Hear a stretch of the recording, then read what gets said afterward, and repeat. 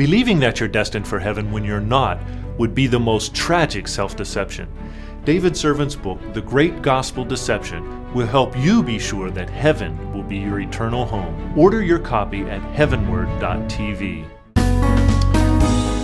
Okay, welcome back. We're in Acts chapter 10. Peter, who's in Joppa, staying at the house of Simon, a tanner of animal hides, who's got a house right on the Mediterranean Sea. No doubt that property today would be worth millions of dollars. Back then, probably wasn't worth so much. And anyways, Peter's had this vision. He's perplexed about what this means. These unclean animals that he's never eaten. He sees them lowered in a blanket from heaven. That's the vision. A voice says, "Arise, Peter, kill and eat." Peter says, "By no means, Lord, I've never eaten anything unholy or unclean." And God says to him in response, "What I have cleansed, no longer consider unholy." And so Peter's probably thinking at that point in time, well, God's telling me that to eat foods that I've never eaten in my life, and nobody in Israel, except some of the Gentiles who are stationed here in the Roman army and a few other Gentiles passing through perhaps, eat them, but none of us eat them. And if anyone would eat these things, it would be a scandal. So he's just thinking food, forbidden food. I'm having a vision. God wants me to eat this food. However, the pieces of the puzzle begin to fit together shortly after, because we already know about the story of Cornelius up in Caesarea. He saw an angel. Angel said, "Go get Peter. He's going to tell you something." And so we pick up the story now in verse number 17 of Acts chapter 10. Now, Peter was greatly perplexed in his mind as to what the vision which he had seen might be. Behold, the men who had been sent by Cornelius, having asked directions for Simon's house, appeared at the gate. And calling out, they were asking whether Simon, who was also called Peter, was staying there. Well, that's what the angel told Cornelius. While Peter was reflecting on the vision, the Spirit said to him, "Behold, 3 men are looking for you, but get up, go downstairs, accompany them without misgivings, for I have sent them myself." Well, these are a soldier, so this is one Gentile, and 2 of the most trusted personal servants of Cornelius. So I'm going to assume those people are Jews. But just, traveling with that Gentile was enough to get Peter in trouble. 40 miles, hanging out with a Gentile. But he's about to go to the house of a Gentile and have a meal with them, okay? And that's why God is saying, I've sent them. Go with them. Don't give it a second thought. This is me. I've sent them. And so, all of that, for Peter to hear apparently an audible voice to tell him that shows what a crisis this would have been otherwise to him, or would have been a crisis to him without this special direct revelation from God. He never would have considered doing such a thing. And so verse number 21, Peter went down to the men and said, "Behold, I'm the one you're looking for. What is the reason for which you have come?" They said, "Cornelius, a centurion, a righteous and God-fearing man, well spoken of by the entire nation of the Jews, was divinely directed by a holy angel to send for you to come to his house and hear a message from you." So he invited them in and he gave them lodging, okay? And so that obviously, they realize we can't get up all the way up the coast back to Caesarea in this amount of time, the time that's left today. So it's going to have to be the next day when we go.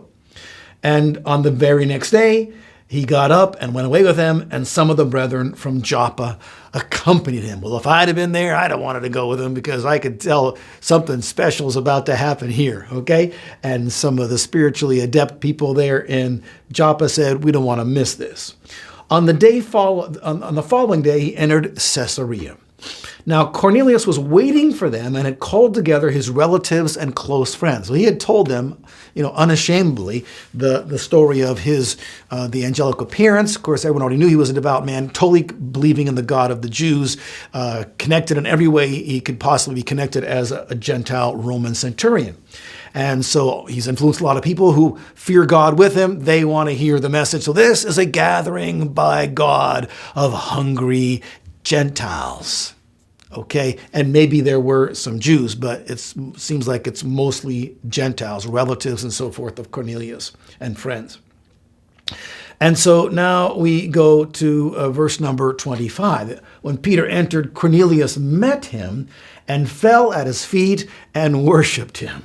Well, big mistake, but it just again shows his heart. I mean, this guy is ready for something from God.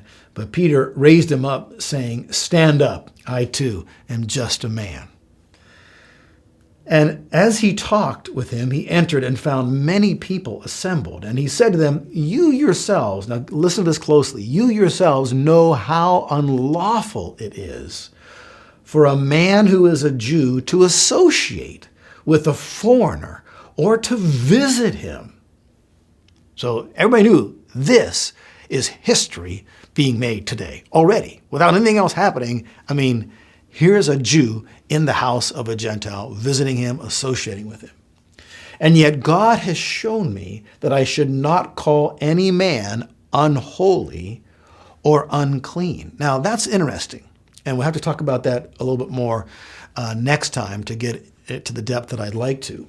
But did Peter mean that God meant that nobody was a sinner in his eyes, that no one deserved to be cast into hell, that everybody would go to heaven? No. And if you take that verse to mean that, you're going to have to ignore a lot of other scriptures that would bring some balance to that viewpoint, all right?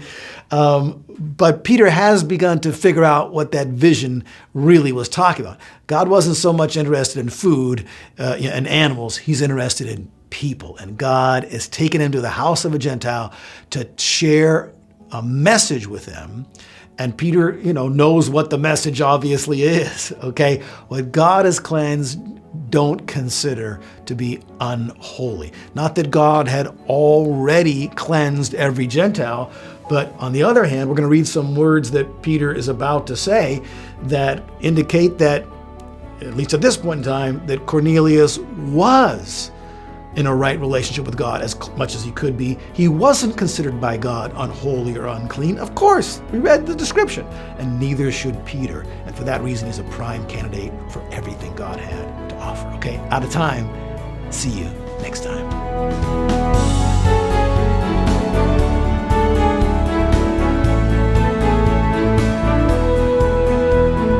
HeavenWord 7 is made possible by the financial support of viewers like you. Thank you.